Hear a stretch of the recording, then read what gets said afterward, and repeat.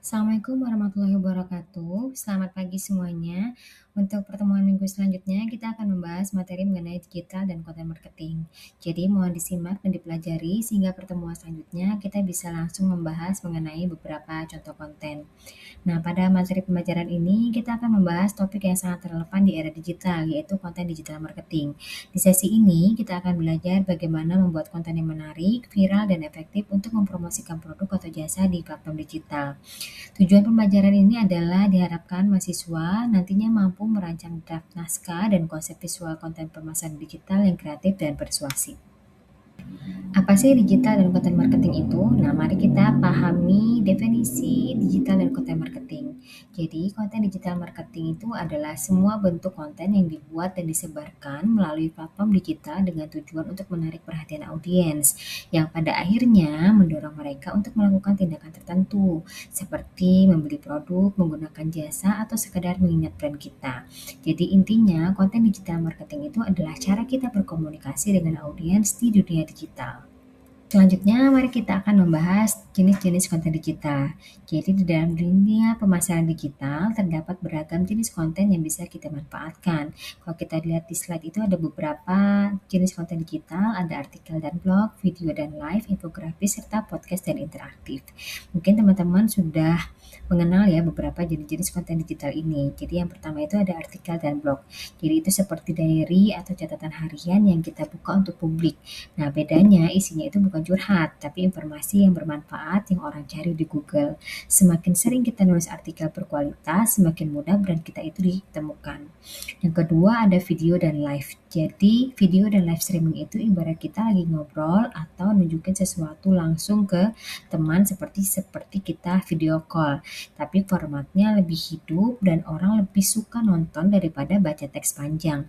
Nah, makanya video pendek di TikTok atau Reels Instagram itu mudah sekali viral dan bisa dibagikan. Kemudian infografis. Jadi infografis itu kayak poster menarik yang bikin data rumit itu jadi gampang dipahami dalam sekali lihat. Contoh misalnya kalau mau jelasin 10 tips skincare rutin. Nah, daripada nulis panjang lebar, lebih baik kita bikin infografis dengan icon lucu, warna-warna yang cerah, dan step by step yang jelas. Jadi infografis itu solusinya buat bikin informasi kompleks jadi visual yang menarik dan mudah diingat. Yang keempat ada jenis konten podcast dan interaktif. Jadi podcast dan konten interaktif itu seperti dengerin radio seperti zaman sekarang ya. Bisa sambil ngapa-ngapain, fleksibel waktunya. Sementara konten interaktif itu kayak kuis atau polling yang bikin audiens itu nggak cuma jadi penonton pasif, tapi ikut main dan terlibat langsung. Nah, sekarang kita masuk ke cara merancang konten yang efektif. Ada 3 prinsip utama. Yang pertama ada kreativitas. Jadi kita menggunakan ide orisinal dan visual yang menarik agar konten kita itu mudah diingat. Yang kedua, persuasif. Jadi kita fokus pada manfaat produk dan selalu sertakan call to action yang jelas. Yang ketiga, ada relevan dengan tren. Jadi kita bisa memanfaatkan meme atau challenge dan format viral di media sosial. Contohnya misalkan kita lihat di slide ini ada contoh caption Instagram. Jadi misalkan wujudkan impianmu sekarang, dapatkan diskon 50% hari ini saja, atau klik link di bio dan mulai perjalananmu. Ini adalah beberapa contoh caption kreatif yang persuasif dengan call to action yang jelas dan menggunakan format yang familiar di Instagram, misalkan hashtag digital marketing atau hashtag content creator. Lalu di slide ini kita akan membahas tentang konsep visual konten. Intinya, visual yang kuat itu adalah kunci sukses dari konten digital. Kita lihat ada 4 hal penting dalam konsep visual konten. Yang pertama ada warna yang konsisten, itu adalah untuk memperkuat brand. Kemudian ada tipografi yang mudah dibaca, tata letak yang rapi, dan konsistensi visual di semua platform. Jadi kalau visual kita sudah bagus dan konsisten, audiens itu pasti akan lebih mudah mengenali dan percaya dengan brand kita. Oke, selanjutnya kita akan lanjut mengenai bagaimana merancang draft pesan promosi yang persuasif. Kalau kita lihat di slide itu ada 4 langkah utama dalam merancang pesan promosi yang persuasif. Yang pertama, kita harus kenali audiens terlebih dahulu. Jadi, pahami siapa mereka, apa kebutuhannya, dan masalah mereka, supaya pesan kita lebih tepat sasaran. Yang kedua, kita harus menggunakan bahasa jelas dan menarik. Jadi, menggunakan kalimat singkat dan kata-kata yang membangkitkan emosi positif. Yang ketiga, bukti dan testimoni. Jadi kita harus sertakan data atau ulasan pelanggan untuk membangun kepercayaan. Contoh misalkan 95% pelanggan itu puas atau kutipan positif dari pengguna yang sudah merasakan manfaatnya. Kemudian harus ada call to action. Jadi akhiri pesan dengan ajakan yang spesifik. Misalnya daftar sekarang atau klik link di bio untuk info lebih lanjut. Sekarang mari kita lihat contoh konten viral di Indonesia yang mungkin bisa jadi inspirasi. Yang pertama dari influencer Fadil Jaidi. Nah, mungkin sudah kenal ya dengan Fadil Jaidi. Ini mungkin sudah seliweran kontennya di TikTok maupun di Instagram. Jadi siapa sih Fadil Jaidi ini? Dan Fadil Jaidi ini adalah pelopor endorsement komedi berbasis keluarga. Kenapa ini bisa viral?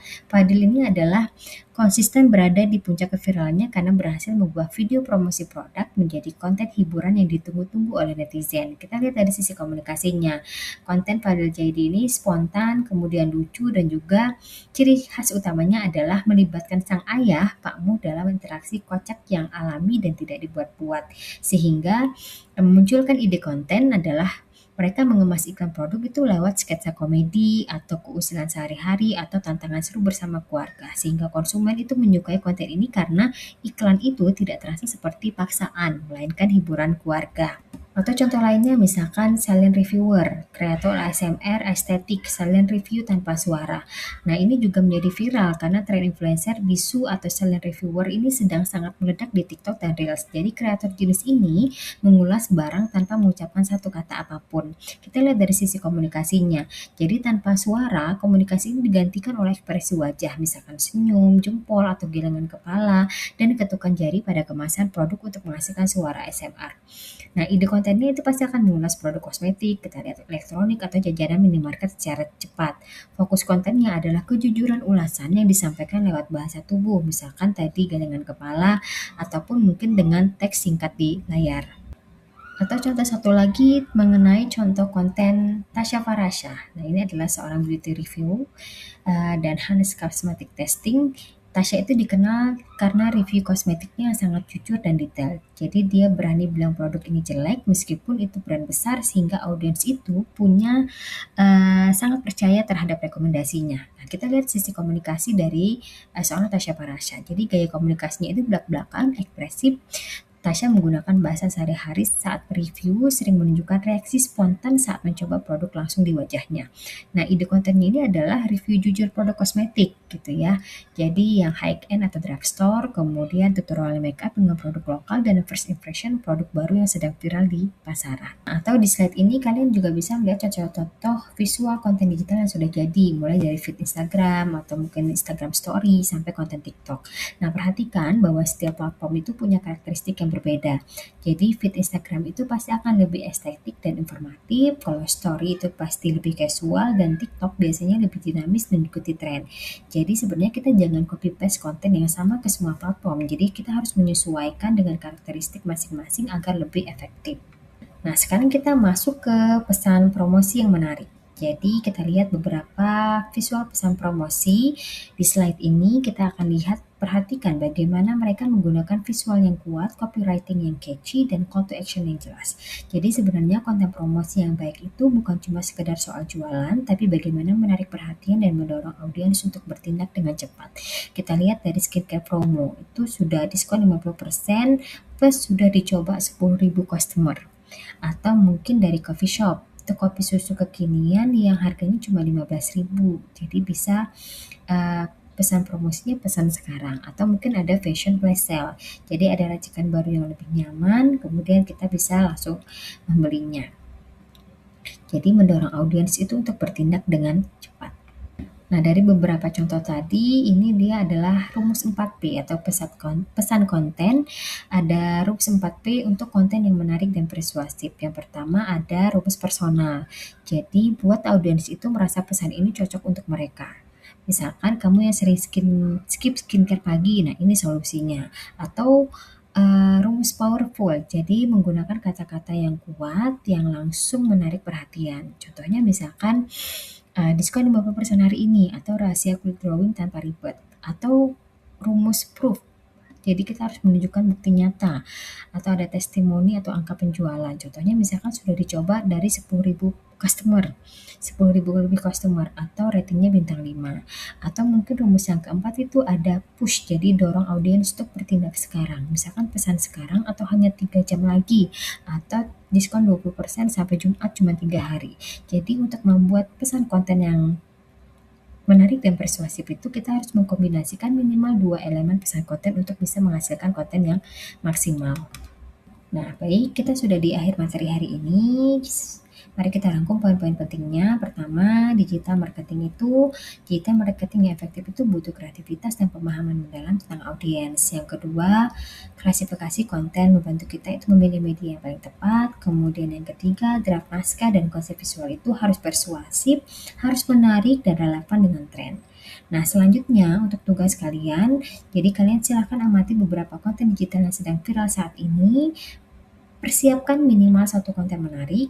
Nanti minggu depan kita akan langsung membahas beberapa konten digital tersebut dan kita akan lihat dari segi isi konten, sisi komunikasinya.